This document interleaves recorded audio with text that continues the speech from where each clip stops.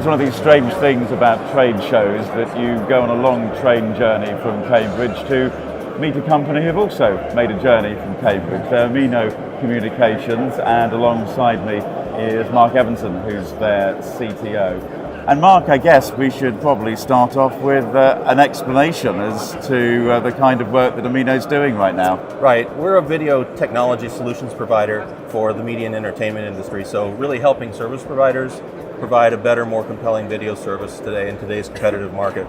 And you've very much evolved from the traditional set-top box. I know you've had a lot of success in IPTV boxes, but that's now broadening out to something I think you're calling Amino TV. That's right. So we have basically three product categories. View is our traditional set-top box business, which people know us for.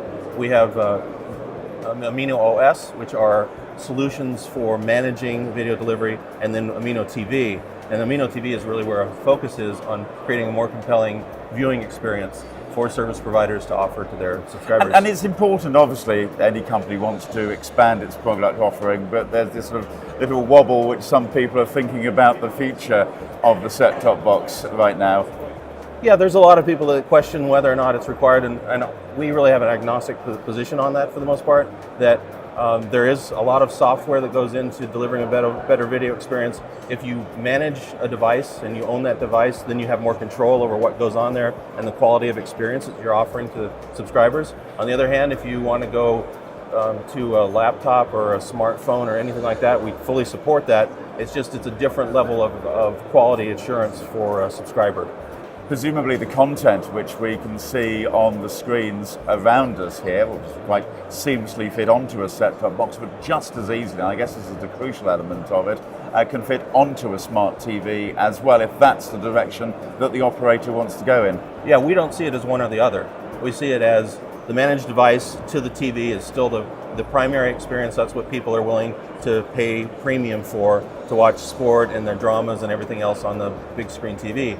But also in any family today, you're going to have the ability to watch on smartphones and tablets, and you need to have both experiences. I don't think it's one or the other. And we know it to be a competitive market. There's lots of people playing in this space. So what makes Amino different for an operator? Well, I think our history as an IP TV provider is different than somebody that's coming from a broadcasting background where they were accustomed to kind of a one-way experience. We've always been software intensive, and IPTV has always differentiated itself from the traditional broadcast industry based on the depth of the software.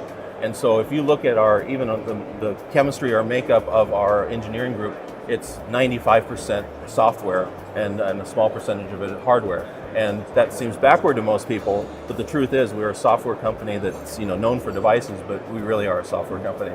Mark, something else I'd like to talk about is the Google operator tier and your role in that and how you can actually differentiate it yourselves. I think Google has really got it right with Android TV operator tier, and they've acknowledged in this go-around that the operator plays a very important role in terms of paying for the device, marketing the service, and in return, with operator tier, they're offering the ability to highly customize that experience and be very immersive.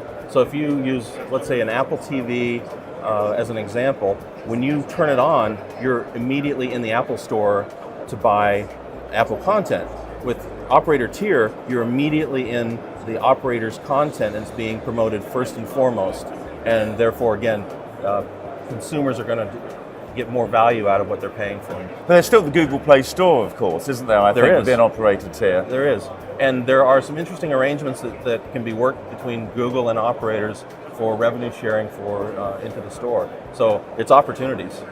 And can the operator choose what does and doesn't appear in the Google Play Store? Because there's always a danger, isn't there, that you could download your competitor's app and find that to be a bit better. Well, there's a lot of control over what is initially positioned and promoted. Consumers that are tech savvy, of course, can go in and make changes to that and modify it for their own personal tastes. But the operator does have the choice of what content's going to be appearing on a screen like this when it's default form coming from the operator. And a final question, is it possible from your side to differentiate what's within the Google operator tier, or are the rules just too heavy, so all you can do is make the back end better?